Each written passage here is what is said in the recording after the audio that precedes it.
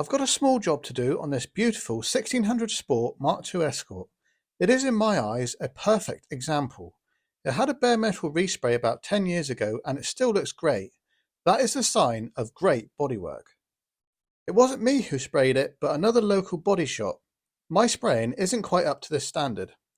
The reason it's here is because of some bubbles in the paint. I will only be sorting the rust and then it's going back to the body shop that did it 10 years ago. Under warranty. Only joking. No body shop would warranty paintwork for that long, and nor should they. The only way, in my opinion, to warranty paintwork is on a brand new shell. Pinholes in the previous rusted steel are just too hard to spot. That is all it takes is one pinhole and a rust bubble can form. The bubbles are on the front wings only, 4 locations in total. We will soon see what is underneath the paint, but while I prep the car, I want to talk about why the Mark II Escort is the greatest car in the world. I think most of us have a particular vehicle that we like above all others. For whatever reason, we develop a particular bond with this type of vehicle. For me, it's the Mark II Escort.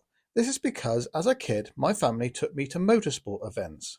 The Escort was always the best sounding, the best looking, and the most popular car of choice for motorsport during the 1980s when I was a young lad. At that time, they were everywhere, and some people even now can't understand why they have become so expensive and desirable. In standard form, they weren't anything special. For many people, they were just a cheap mode of transport. But when you add things like a limited slip differential, quick rack, and side draft carbs, then it becomes a different animal. With these few modifications, suddenly it became a rally car that could do anything the rally cars on TV could do. Look at the World Rally Championship now and tell me how many modifications it would take to turn a new Toyota Yaris into a World Rally car. I can tell you it's more than 3 modifications. The Escort was rear-wheel drive and perfectly balanced. You could recover a full opposite lock drift just by lifting off the throttle. Try that in a Ford Capri. You might get to half lock before it's unrecoverable. The Escort is still the most popular car of choice for motorsport. Just mention the name Mark II or Mark I Escort and enthusiasts' eyes just light up. This is the reason that despite millions being made, they are now expensive to purchase. The special editions like Mexico's, RS versions and Lotus Twin Cam have become incredibly expensive. And don't even ask how much a BDA engine is. That would be the holy grail for me, an Escort with a BDA or BDG engine. There is no car in the world that I wouldn't exchange for that. But I do have my own Escort.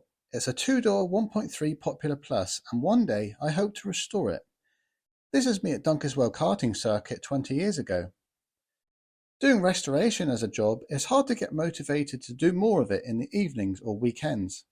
Plus, there is another vehicle I must do before my Escort, and that is my parents' Triumph Stag. Another car that I'm fond of. The Triumph V8 in the Stag is the best sounding V8 you can get in my opinion. I don't like the Rover V8 conversions, and for those of you who put an electric motor in a Triumph Stag... How dare you!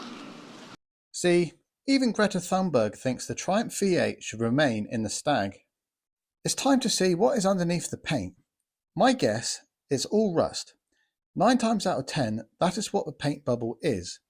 It can also be a paint defect like trapped solvent or trapped water. I repaired a front wing for a friend years ago with a paint bubble. I took off the paint and there was water in behind it. No rust present and nothing to see but bare steel. I couldn't understand how water had got there and caused this to happen. Not knowing, I just sanded the area and repainted it. A couple of weeks later, my friend told me that the bubble was back. This is the worst news and really spoils your day. You know you're going to have to fix it and it's going to cost you. I removed the paint again to reveal some rust this time. There was a tiny pinhole and I didn't see it. It had rusted from the inside and water was getting in behind the paint. That was a good lesson and taught me the importance of trying to find out why a paint defect has occurred. As we saw, the very front of the wings have obvious rust. Any steel that you can poke a hole through isn't any good. The bubbles found at the rear of the wings are more concerning.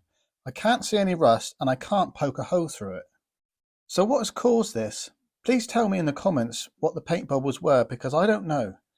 As long as it wasn't a pinhole in the steel, it's safe to repaint. I'm going to apply a rust remover gel just to make sure there is nothing to worry about. As for the front, this needs to be welded. I hate welding and grinding around very good paintwork. Everything has to be really well covered up. It's been suggested to me in the past to use lead to fill rust holes. This is just as much a bodge as using modern filler. Lead should only be used over sound steel. I won't be using lead on this repair as it's not necessary. What is necessary is cutting out the thin material and replacing it. An option I have to make little to no sparks is to TIG weld this panel. I have a TIG welder, but I haven't actually done much in the way of TIG welding on bodywork. I've done quite a bit of aluminium welding from this flying boat I'm building and the helicopter I built. But not on cars. TIG welding I think is best used on older cars where you can get to both sides. It's more difficult to TIG weld in areas with limited access. But there is a benefit to TIG welding in that it's easier to stretch the repair shrunk by heat. So I'm told anyway. I've not actually tried it myself. I'm going to attempt to make this part in one piece, but it's a very tight curved fold. My bead roller won't do it, I know that, but there is another option to hammer it around a similar shaped piece of steel. In this case, a dolly held in the vise is a good match. I've folded it as good as I can achieve, but on this occasion it's a step too far. I can tell pretty quickly that I'm going to waste my time continuing with this method. The only way I can do it is to make it in two pieces and weld them together. Something I didn't think of for a long time is to use a welding glove as a spark shield. My brother-in-law pointed this out to me when I was welding something for him one day. I do it all the time now. Thanks, Ed. I can use my template to scribe the cut line, and I've made the section underneath. Using the grinder like this gives a nice uniform radius to the corner. Don't forget to make sure the bonnet aligns nicely with your repairs. Easy to assume it will automatically line up. Well, it must be my lucky day as I've spotted another bit of rust. Well, that's it on this job. It can now go to the sprayer. Right now, I'm doing a little job on an L200. The back window aperture has rusted out and I made a panel using a forming tool. Not made many panels like this, but it worked great. Really pleased. I had some tips by the YouTuber Make It Custom. Great how we can all share knowledge and expertise that benefits everyone.